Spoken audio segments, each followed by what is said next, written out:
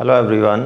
Today we are going to start the new chapter, chapter 9, some applications of trigonometry. In the previously we have completed chapter 8, that was introduction to trigonometry. What we have done in trigonometry, let us recapitulate once. क्या क्या करा है हमने? सबसे पहले four concepts we have studied there. First, the meaning of T ratios. Second, the values of T ratios at different angles. Third, complementary angles, T ratios of complementary angle, and fourth and last one we have done the trigonometric identity. There were 3 trigonometric identities. ये हमने trigonometry में पढ़ा हुआ है सारा, ठीक है. इसका यूज़ होना है. अब हम करने वाले हैं some applications of trigonometry. अब उसका uses कहाँ कहाँ है, क्या uses है उसके, क्या applications है उसकी, अब हम वो करने वाले हैं, ठीक है. Applications of trigonometry, एक चीज़ याद रखना simply कि if we have a right angle triangle,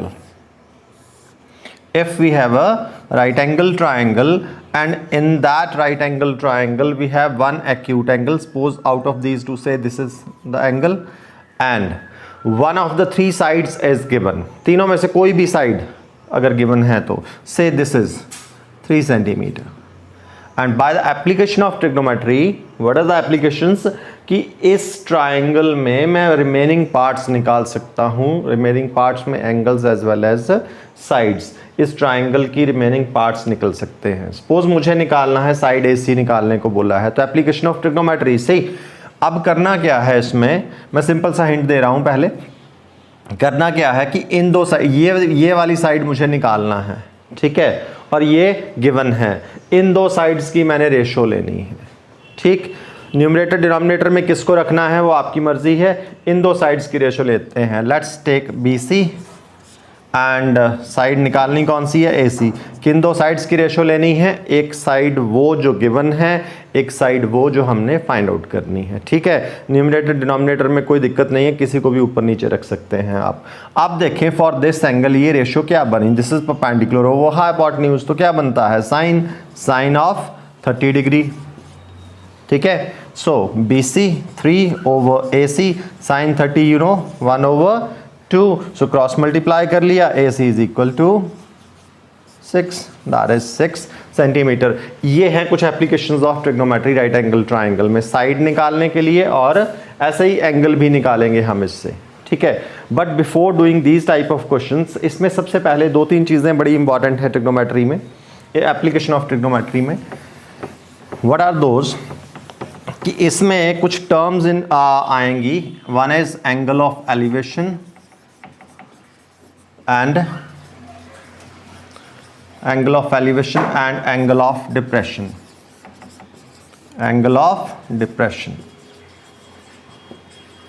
ये एंगल ऑफ एलिवेशन क्या होता है और एंगल ऑफ डिप्रेशन क्या होता है. See when I am seeing straight, मैं सीधा खड़ा हूं and I am seeing straight, बिल्कुल सीधा देख रहा हूं, ना ऊपर ना नीचे, ठीक है. ये ध्यान रखना, इस कंसेप्ट को समझना है ध्यान से. ना ऊपर देखना ना नीचे देखना, बिल्कुल सीधा देखना. तो वी कैन इमेजिन कि यहाँ से एक लाइन निकलती है जिसको हम आई लेवल लाइन बोलते हैं. आई लेवल लाइन या हॉरिजॉन्टल लाइन, इसको हम आई लेवल लाइन और we can also call it horizontal line.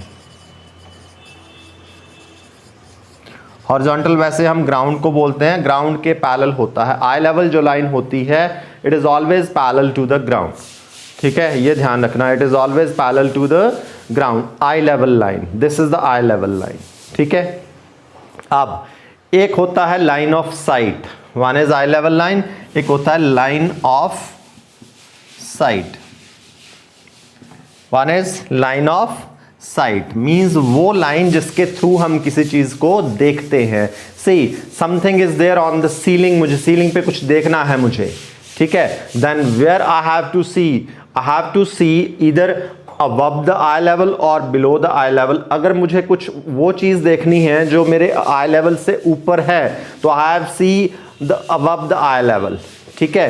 If I have to see something which is below my eye level, something lying on the ground से, ठीक है, मैं नीचे को देखता हूं, तो where I am seeing below the eye level. तो या तो आप अबव द आई लेवल देखेंगे या आप बिलो द आई लेवल देखेंगे.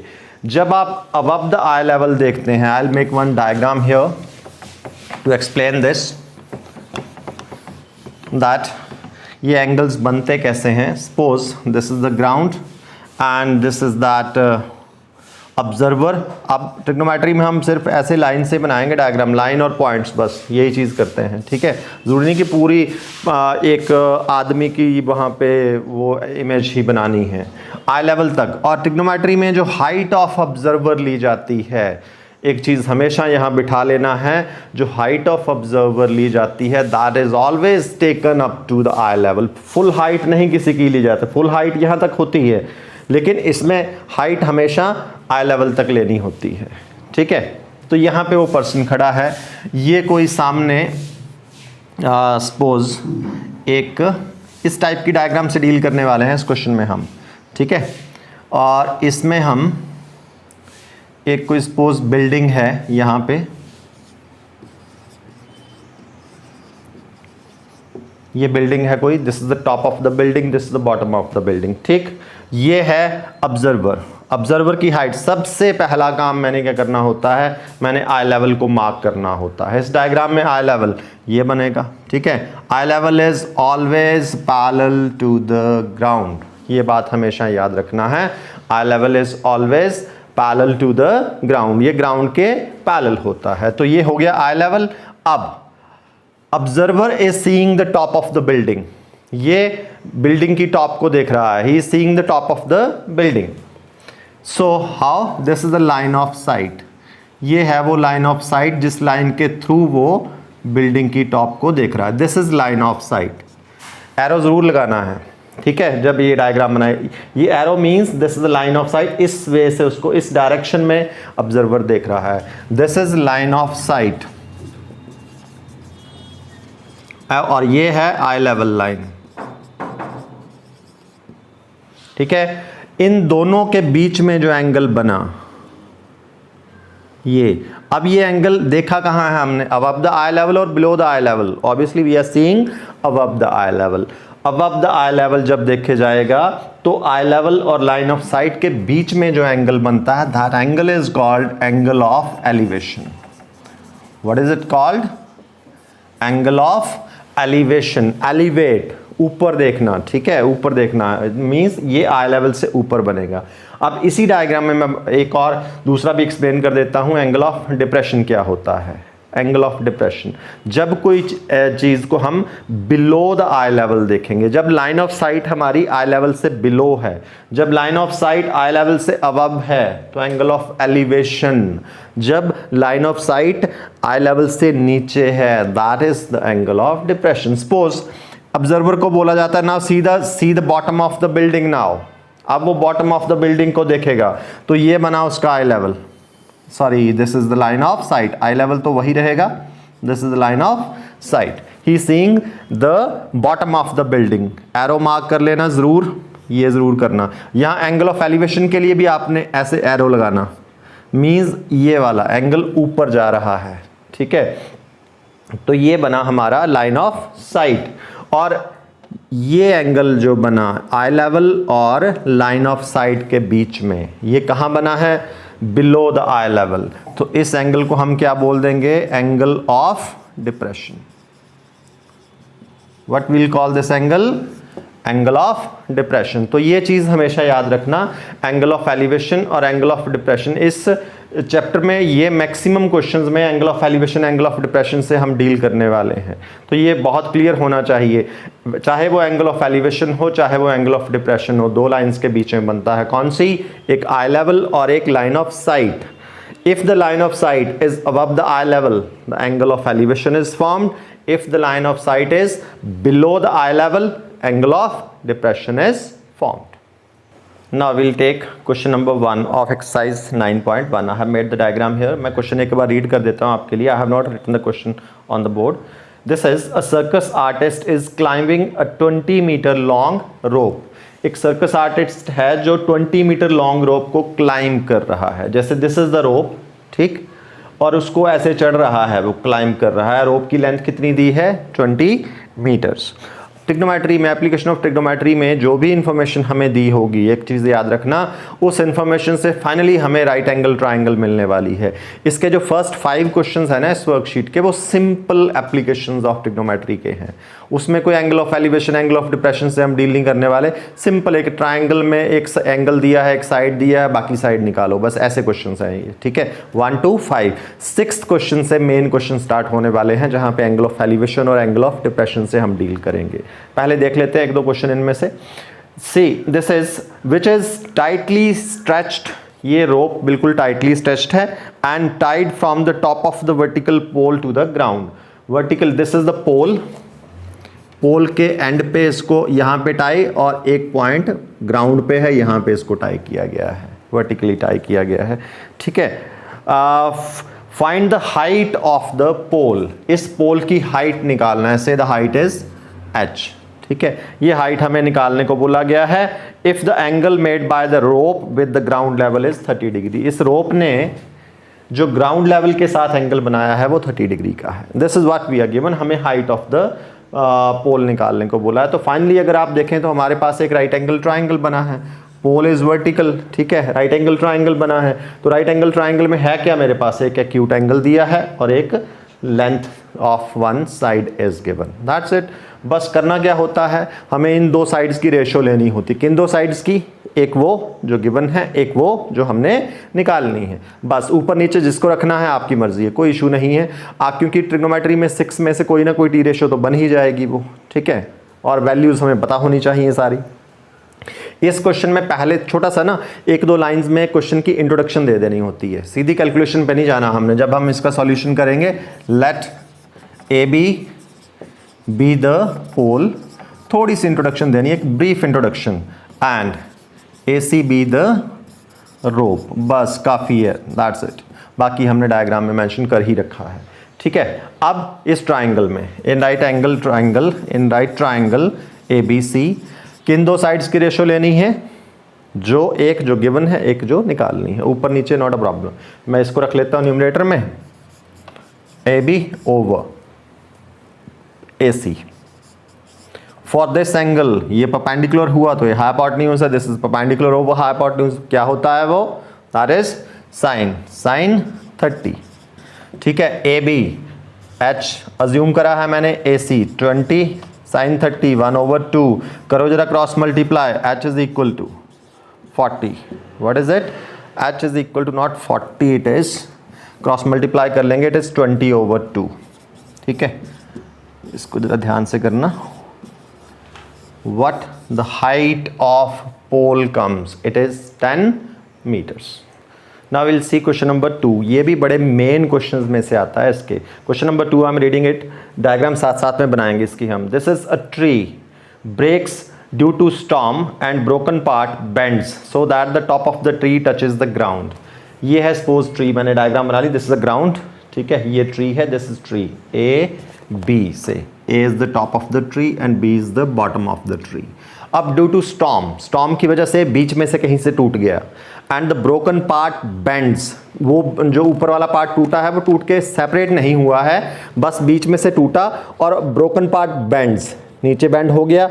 अब उसकी जो टॉप है it is touching the ground, ठीक है। सपोज करो ये यहां से ब्रेक हुआ, दिस इज द पॉइंट जहां से ब्रेक हुआ, ठीक। अब ब्रोकन पार्ट कौन सा हुआ, एसी, ये ऐसे बेंड हो गया नीचे को, और इसकी टॉप जो है it is touching the ground now, this is that broken part, ठीक है, this is the broken part. इस पॉइंट को नाम दे देता हूं मैं डी।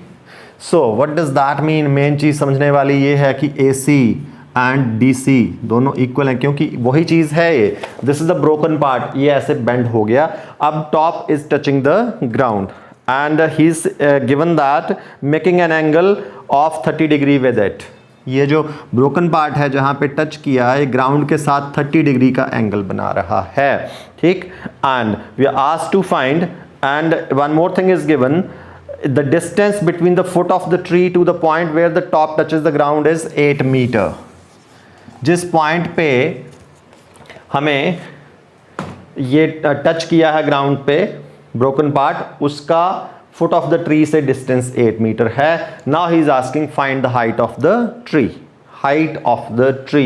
रिमेंबर जब हाइट ऑफ द ट्री तो कंप्लीट ट्री की हाइट निकालनी है जो कि क्या है A B, not the broken part या फिर पार्ट लेफ्ट। पूरे ट्री की हाइट निकालने को बोला गया है, इसने बोला हाइट ऑफ ट्री, तो होल ट्री की हाइट हमने निकालना है। पहले छोटा सा एक ब्रीफ सा इंट्रोडक्शन दे दें। Let A B be the tree and due to storm it breaks,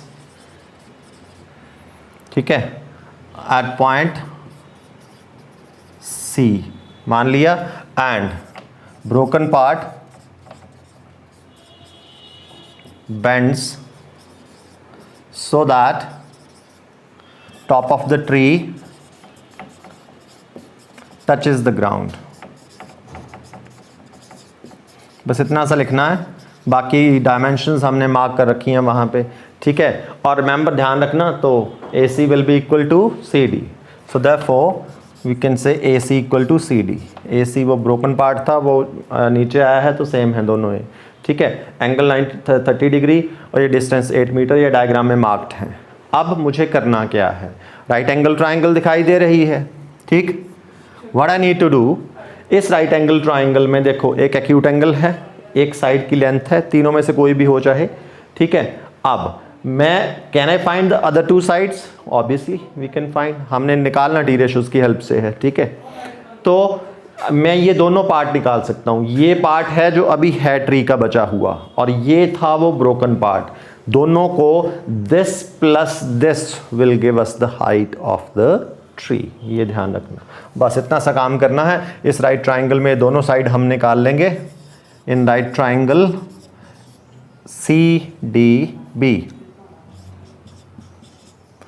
ठीक है, कोई भी ले ले, BC, पहले BC निकाल लेते हैं, BC ओवर ADB, ठीक है। पहले मैं BC निकाल रहा हूं तो किन दो साइड्स की रेशो लेनी है, एक वो साइड जो गिवन है, एक वो साइड जो निकालनी है, न्यूमरेटर डिनोमिनेटर में आपकी मर्जी है, ठीक है। आप देखें जरा, फॉर दिस एंगल ये परपेंडिकुलर था, ये बेस था, परपेंडिकुलर वो बेस क्या होता है, इट इज tan 30, तो BC over DB that is 8 tan 30, values याद होनी चाहिए आपको टिप्स पे, इट इज 1 ओवर रूट 3, ठीक है। सो क्रॉस मल्टीप्लाई कर लिया, BC is equal to 8 over root 3। अभी फिलहाल ऐसे रखें आप इसको, बाद में रैशनलाइज कर लेंगे, ठीक है।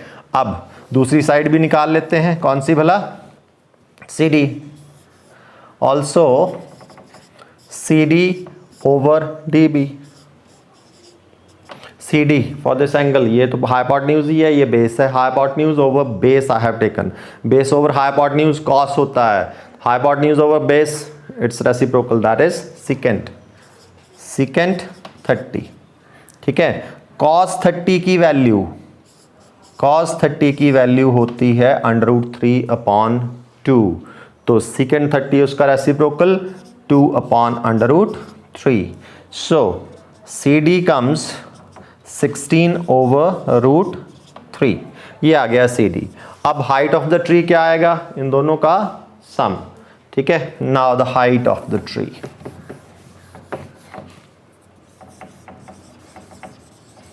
Height of tree that is CB plus CD, चलो CD प्लस CB कोई भी ले ले, एक ही बात है। CD it is 16 over root 3 plus 8 over root 3, ठीक है। इनको ऐड कर लें, फिर बाद में रैशनलाइज कर लेंगे। डिनोमिनेटर अगर इरेशनल हो तो यू नो दैट कि रैशनलाइज करना ही पड़ेगा उसको। ये कितना बन गया, 24 ओवर रूट 3। अब कर लूँ रैशनलाइज, किससे रैशनलाइज होना है, रूट 3 से ही, ठीक है। This is 24 root 3/3, so finally we get the answer. What is the height of the tree, it is 8/√3 meters। Now we will discuss question number 3, 4 and 5 one by one। बड़े easy हैं, मैंने सिर्फ आपसे discuss ही करना है, easily आप कर लेंगे इनको। क्वेश्चन नंबर 3 में एक पार्क में 2 स्लाइड्स को इंस्टॉल करना है, बच्चों की स्लाइड्स जो होती हैं जिसमें बच्चे स्लाइड करते हैं, ठीक है। 2 स्लाइड्स हैं, वन फॉर द छोटे बच्चों के लिए, थोड़ा यंगर इसके लिए चिल्ड्रन के लिए, इसकी हाइट जो है रखी है 1.5 मीटर अबव द ग्राउंड, और जो ग्राउंड के साथ एंगल बनाएगी ये slide, this is the slide, remember slide तो ये है, ये हाइट है जहाँ से बच्चे चढ़ के जाएंगे और यहाँ से स्लाइड करके आएंगे, और उसका ग्राउंड से एंगल दिया है 30 डिग्री का, छोटा एंगल है, छोटे बच्चों के लिए एंगल छोटा रहेगा ताकि उसको बहुत ज़्यादा स्लोप नहीं दे सकते, ठीक है, रिस्की हो जाता है छोटे बच्चों के लिए। तो लेंथ ऑफ स्लाइड निकालना है इजीली। अब बना क्या है, एक राइट एंगल ट्राइंगल है, तो आप इन दो साइड्स की रेशो लेंगे, you will get this one. इसी का पार्ट है इसी क्वेश्चन का ही। एक दूसरी साइड स्लाइड लगाई गई है थोड़े बड़े बच्चों के लिए, हाइट इज टेकन 3 मीटर और जो एंगल बनाया है 60 डिग्री का, इसका स्लोप थोड़ा ज़्यादा है, बड़े बच्चे मैनेज कर लेंगे ये स्लोप, छोटे बच्चे मैनेज नहीं करते इतना बड़ा स्लोप, छोटे बच्चों को छोटा स्लोप देना पड़ेगा, ठीक है, ये वाला। तो इसमें भी लेंथ ऑफ स्लाइड निकालना है, same case we can easily find right angle triangle में इन दो साइड्स की रेशो ली, you will get the answer. Fourth question में there is a tower given, एक टावर है, there is point on a ground, और वहां से एंगल ऑफ एलिवेशन, इसका एंगल ऑफ एलिवेशन दिया है इस पॉइंट से।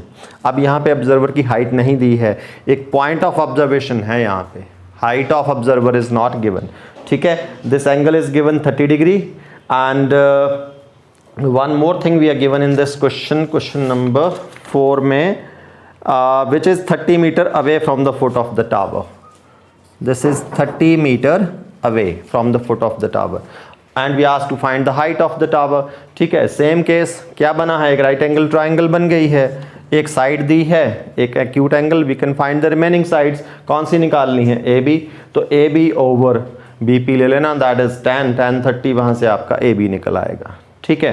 And the fifth question, this is fifth question, ये एक ही जैसे हैं, सिंपल क्वेश्चन है।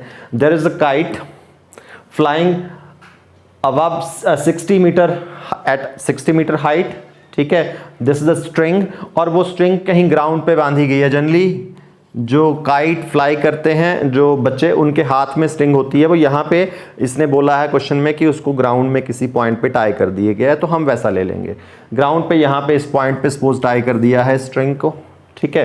काइट की हाइट प्रेजेंटली कितनी है, 60 metre above the ground. We are asked to find कि बताओ कि what is the length of the string, length of the string, this is length of string, what is this, hypotenuse. तो फिर से right angle triangle बना है और एक एक्यूट एंगल दिया है, एक साइड की लेंथ दी है, तो बाकी दोनों साइड की मैं निकाल सकता हूँ, मुझे तो सिर्फ एक की ही निकालनी है, इन दो साइड्स की रेशो लेना, you will find the length of A P. सो आपने ये फर्स्ट 5 क्वेश्चंस कंप्लीट कर लेने हैं, ठीक है, बड़े इजी क्वेश्चंस हैं, सिंपल कंसेप्ट है।